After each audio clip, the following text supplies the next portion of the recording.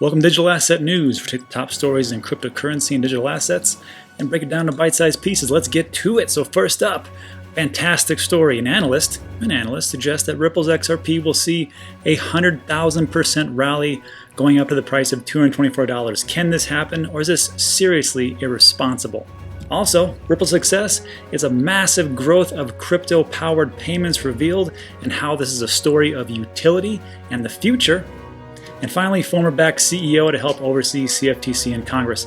Doesn't look like a big thing right now, but when we get into it, you're going to see just how enormous this last story actually is. All right, let's go.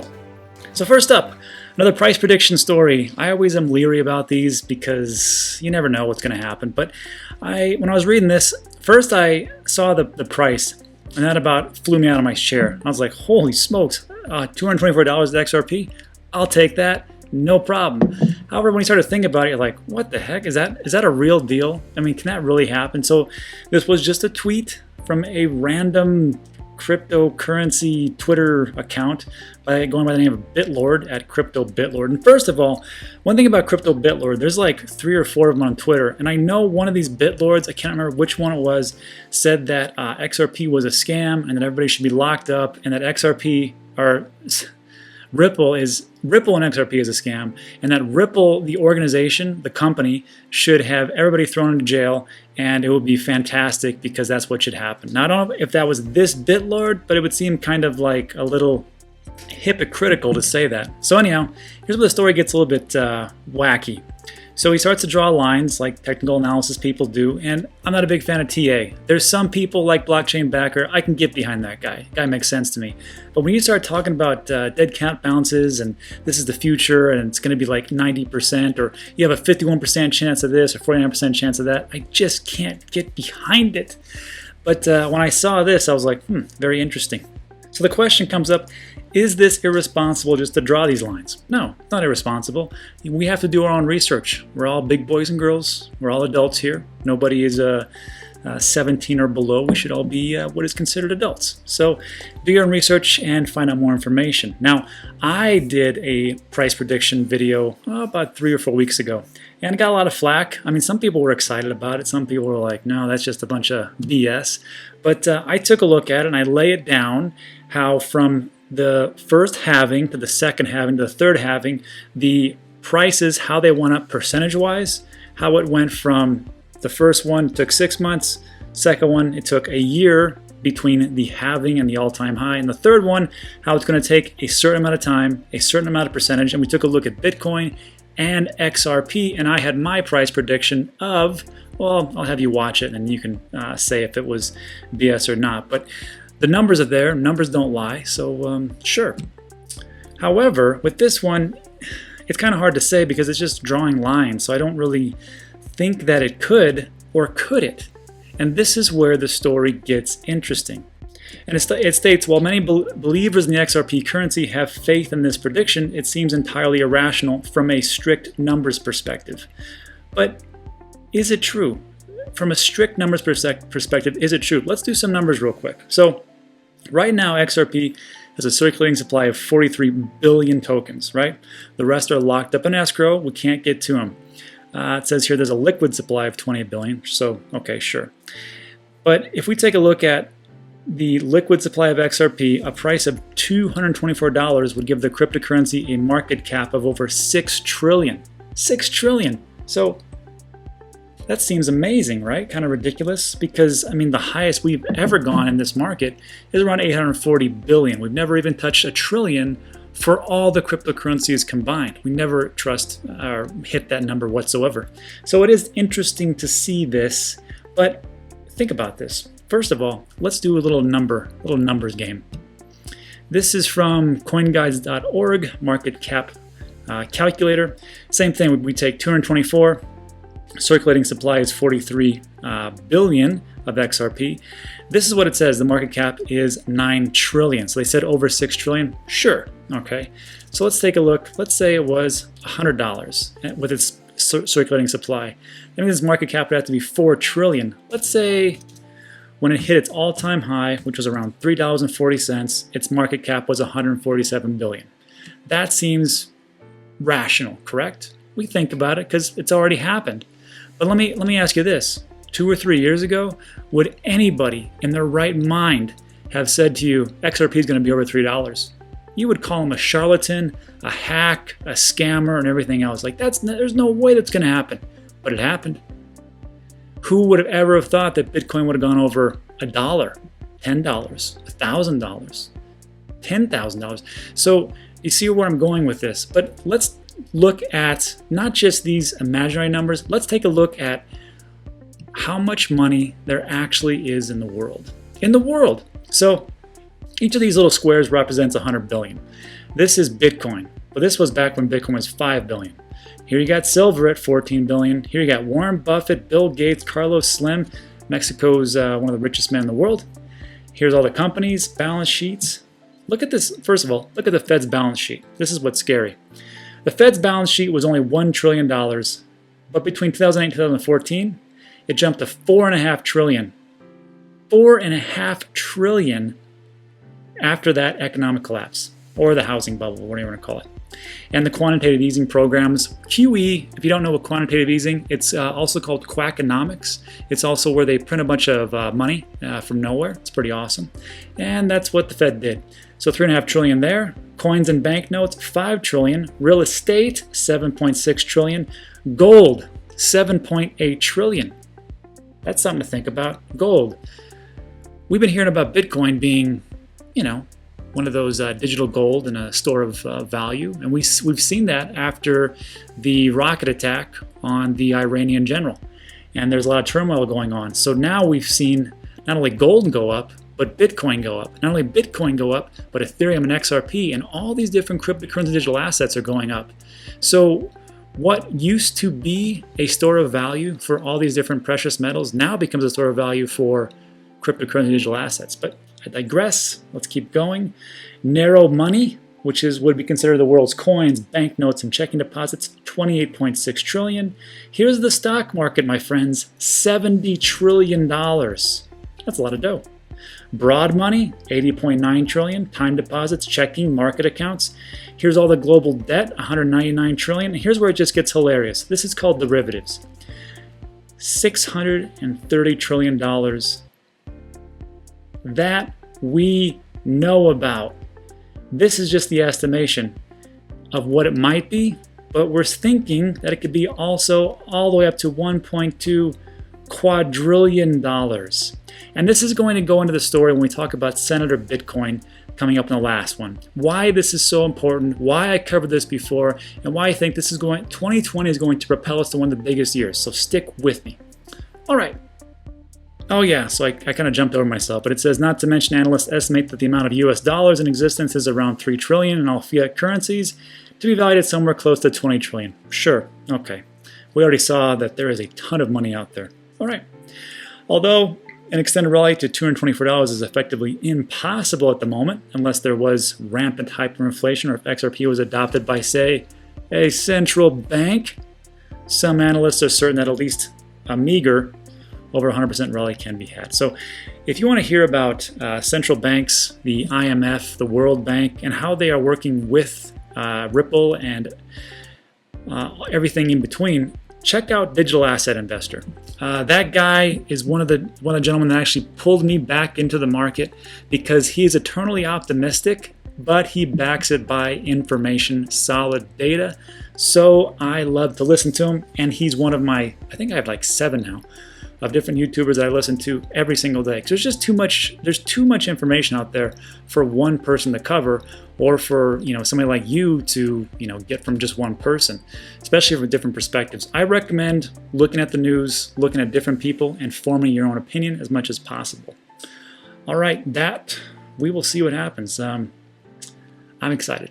Next story: Ripple success, massive growth of crypto-powered payments revealed. And like I said, this is a story of utility. There's a big knock on cryptocurrency digital assets. It's what can you do? What have you done for me lately?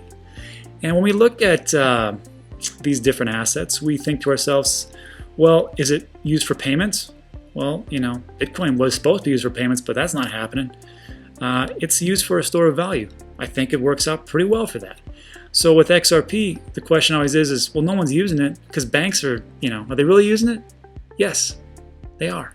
XRP is being used by banks, various banks. It's a great utility case. Let's delve into it. So, Ripple has been making increased efforts to overcome the flaws that have been plaguing the decade-long traditional payment system SWIFT.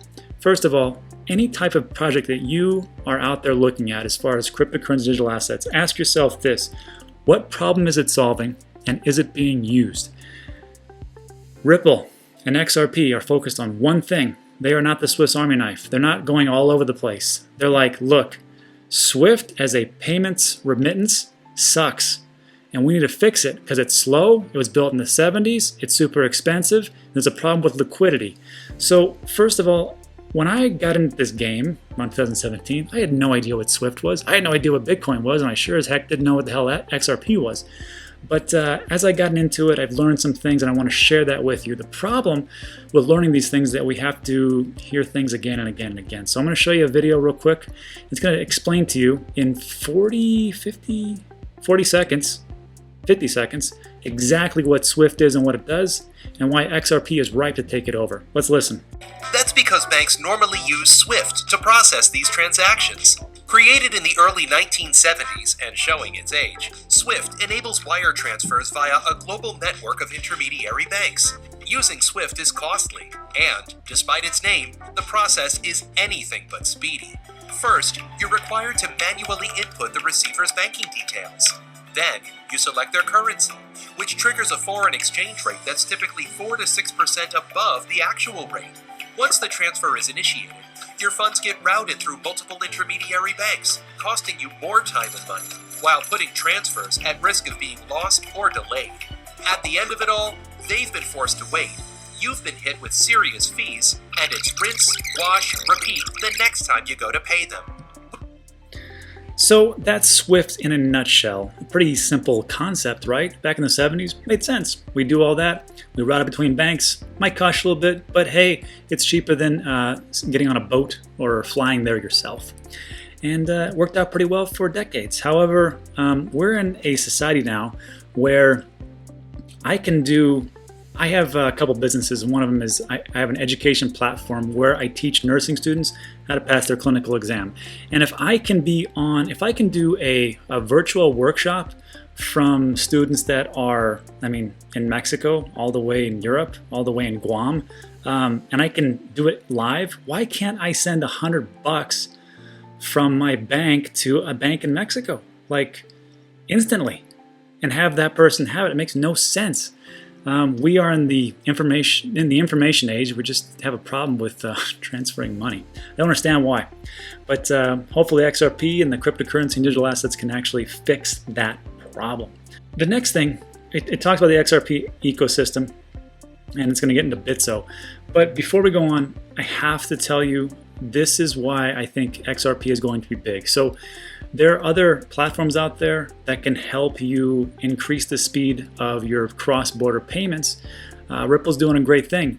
But the big knock I also hear about Ripple and XRP is, hey, you don't need XRP to do cross-border remittances, cross-border payments. Ripple just steps in. They're a software company, essentially, and they can do that without XRP. So why you invested in XRP? That makes no sense. And the answer, my friends, is liquidity, more speed, and more cost savings. I'm going to have you watch this video, just 2 minutes. And I know if you've been to my channel, you've probably seen this numerous times, but we have to make mention of, if you are not new, this is going to be very informative for you. If you've seen this before, just fast forward 2 minutes and you'll be at the right time. But this is why Xcurrent, Xrapid, ODL, why this is so important, and why liquidity is going to win the race. So listen up, 2 minutes. When we read headlines that another bank or another big client has signed on with Ripple, what does that really mean in practice? What it means is that someone has signed up to use our technology to enable cross-border payment flows. I think what the confusion that happens in the marketplace is that our core product, kind of our flagship product, is called Xcurrent, and Xcurrent is solving really the messaging and settlement problem that exists in the financial system today. Humorously, frankly, I point out to people that if the three of us decided we needed to get $10,000 or 10,000 pounds to London today, the fastest way for us to do that is to go buy a ticket, EWR or JFK, and fly it there. And that's just a fact. Obviously, that seems crazy in a world of the internet. I can stream video from the space station. So what that Xcurrent is enabling is real-time messaging, real-time settlement between banks. The confusion that I think people are like, well, wait a minute, how's XRP fit? XRP is used in our second product called Xrp. Xrp is solving a liquidity problem. So it's the messaging is, I have an existing pool of capital between the Bank of Andy and the Bank of Dan.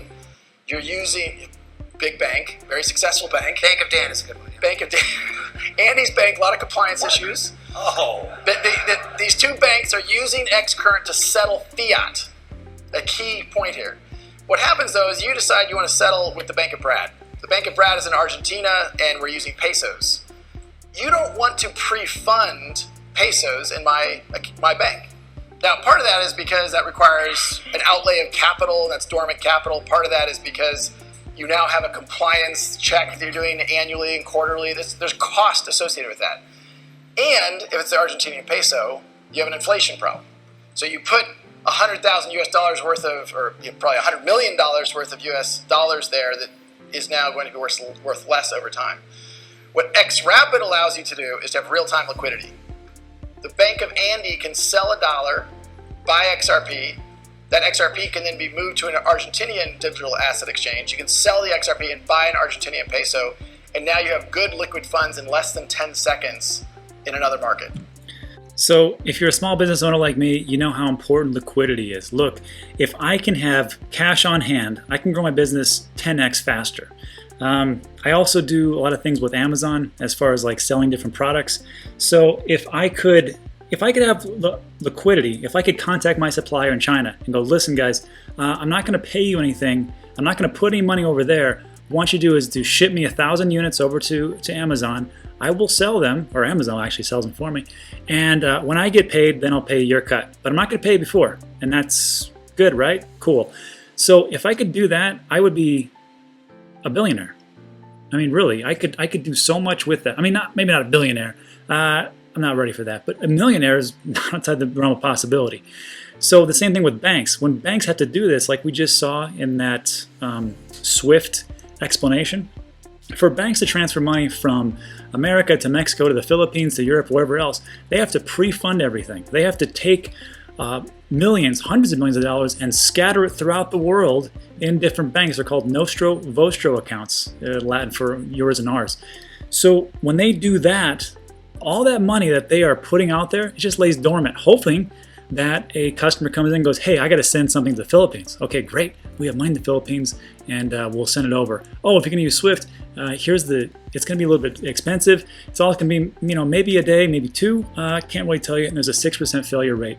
So, bummer. If you do something like that, you could just have liquidity. You could change the game. Imagine a bank or a payment provider that goes, wait, I don't have to pre-fund anything because I could use this stuff called XRP. I'm just going to take that $100 million and grow my business. I'm training, infrastructure, something else.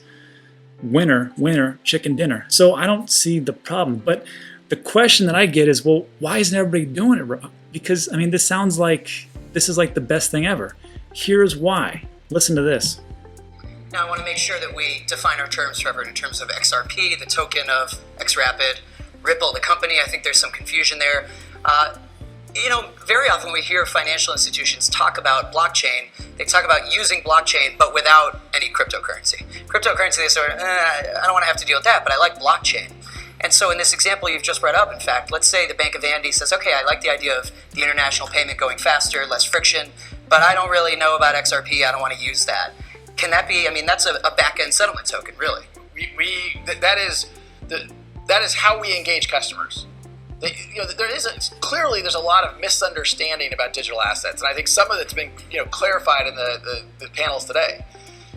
What is interesting, and a quick anecdote, even before Andy and I had met, I was a CEO of a voice over IP company. I was a telco guy way back when, pre-Yahoo, and actually I came into Yahoo. Yahoo bought a company called Dialpad. I sat down with the CEO, at the time he was a very senior guy at SBC Communications. His name's Randall Stevenson. I've heard of him. He's now the CEO of AT&T. Randall Stevens said to me in 2000, AT&T, well, it's time SBC, will never use IP for voice traffic. Now, his point was, look, we have a robust analog switch network that works for voice brilliantly. We'll invest in data. We'll invest in IP data. We'll have a separate network for that, and that's how it evolved. Well, today, there is no voice network at AT&T. It's all IP. I think the exact same thing is going to happen in the banking world. I talk to senior banks, people who are close to the company Ripple. They're invested in us, and they're like, hey, look, we love what you're doing around Xcurrent. Not sure yet about Xrapid. That's fine. It's Randall Stevenson. Like, I'm having an echo chamber. The Xrapid product gives you a faster product at a lower price. Do we really not think that people are going to say, that's kind of interesting? So over time, I view this absolutely as a crawl, walk, run. We're now working with over 100 banks around. Okay, and then this is, just to get into it, the reason why the banks are going for it is just what he said. They're tentative. They're waiting. They're not really sure. Banks are old school, and that's just how it goes, right? But if you can walk in there and go, look, I know you don't like this cryptocurrency because of Silk Road, terrorism, cartel funding that you hear about in the news, that's cool. Let's just do this thing called Xcurrent. It's still going to speed up payments. It's not as great as our other product, but it's a way bigger step up than what you're using right now with Swift. All right, cool, let's do that. Then later on, they're like, hey, you like Xcurrent? Yeah, that's good. Want to do XRP? On-demand liquidity? No, not right now. How about now? How about now? How about now? How about now? And before you know it, these guys are already in. They're like, okay, great, let's do it. I see Xcurrent as a gateway drug. You get into it, you get hooked, and then you're like, well, there we are. And that's it. Now, the last thing I want to show you is why would banks do this? Because banks are banks and banks want to work with each other, right? They're bankers. They all love each other and trust each other and all that stuff, right? Wrong. I didn't know this until I watched this video. But little banks hate big banks. And it's amazing how much the big banks are screwing over not just you and I, but the little banks as well and the little players. So listen to this real quick. Lowest common denominator for cross-border transactions is enabled through SWIFT. It's enabled through this correspondent banking network. And there are a very small number of banks who dominate that, and they extract billions of dollars of profit from the rest of the banks. They sit on the top. When you ask why is Jamie Dimon, saying things about, Jamie Dimon, well, actually, Citi is kind of number one, HSBC is probably number two, but JPM is way up there at the top, and they're making a lot of money from other banks. When we go talk to banks, 99.9% of banks, they're like, we want Ripple to be successful because I'm sick of paying these guys, and they're taking a lot of money from me that I then have to take from my customer, and why do I want to feed Citi to be more competitive with me in this local market? Faster, cheaper, better, more liquidity. Winner, winner, chicken dinner. All right, let's move on to the rest of this story. So Bitso reveals Ripple's success. Bitso is a Ripple-backed firm that revealed that they are currently processing 2.5% of the transactions of all transactions flowing in the U.S. to Mexico. This is one of the largest remittance corridors in the world. So I was thinking to myself, what's Bitso? I've never heard of that in my life. So I took a look at their website. Bitso, send pesos, send money, send euros, send Bitcoin, send XRP. This is an exchange, essentially. This is an exchange of cryptocurrencies and fiat. So that's great. They're using it 2.5%. And I was wondering, what's the correlation with why is Bitso making these types of announcements? Who cares? It was also worth knowing that Bitso is an important player that is powering Ripple's ODL. ODL is the new word for Xrapid, just so you guys know. This is the on-demand liquidity product, the one that used to be known as Xrapid. Okay, I just said that, sorry. And that's powered by XRP.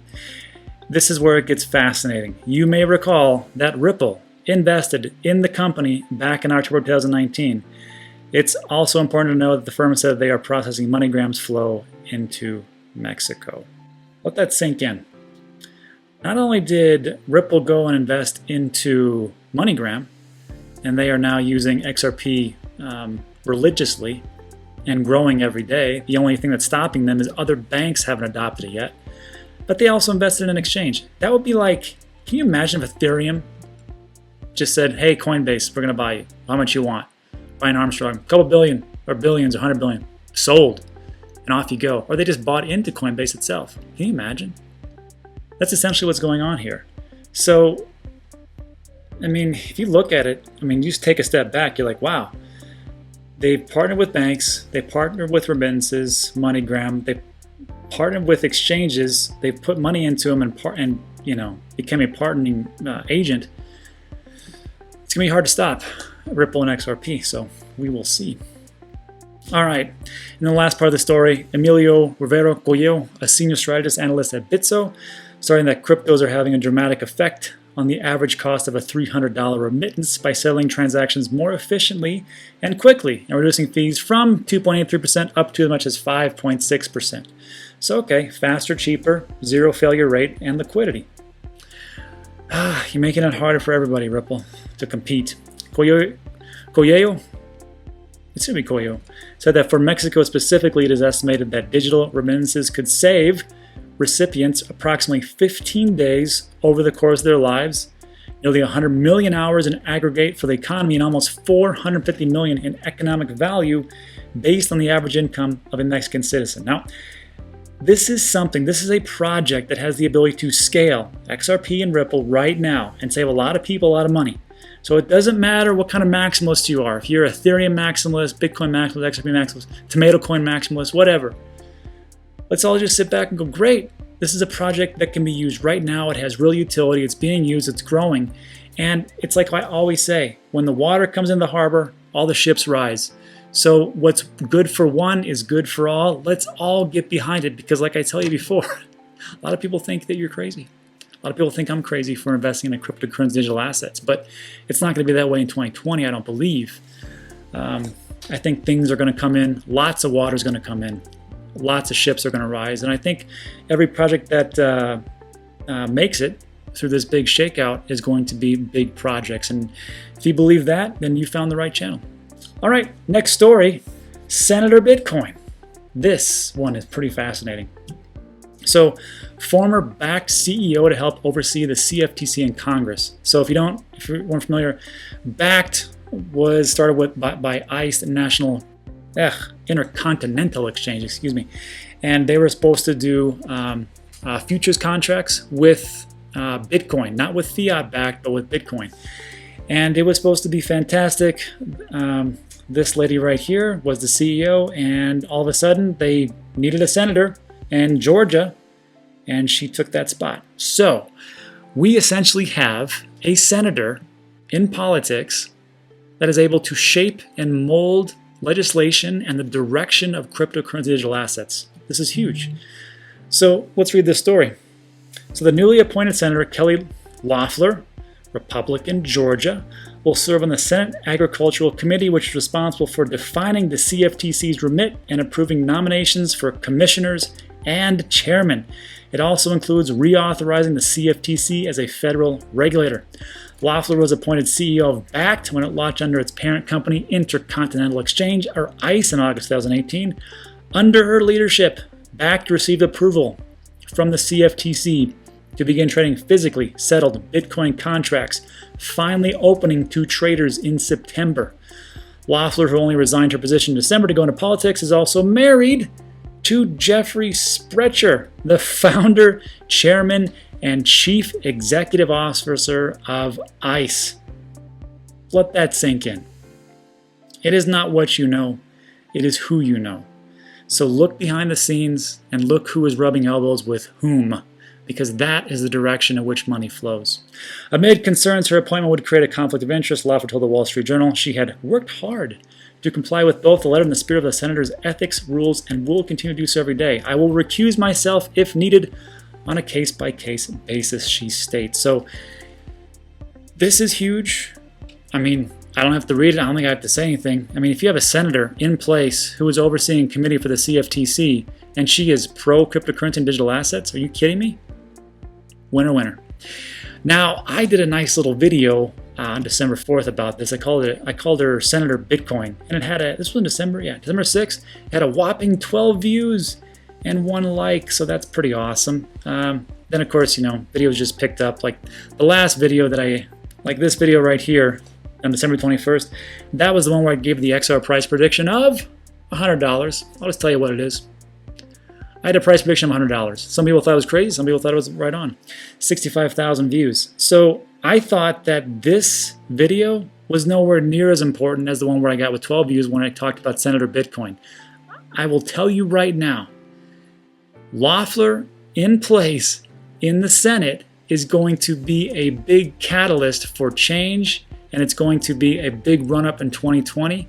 I truly believe that because we have somebody in power that can actually do something and educate the people around her who are the dinosaurs who are like, what's that? What's cryptocurrency? I heard that's for terrorism. I don't like terrorism.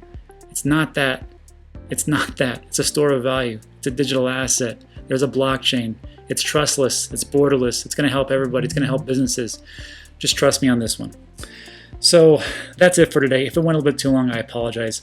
Thanks for watching. I appreciate it and sticking to the rants, and I will see you on the next one.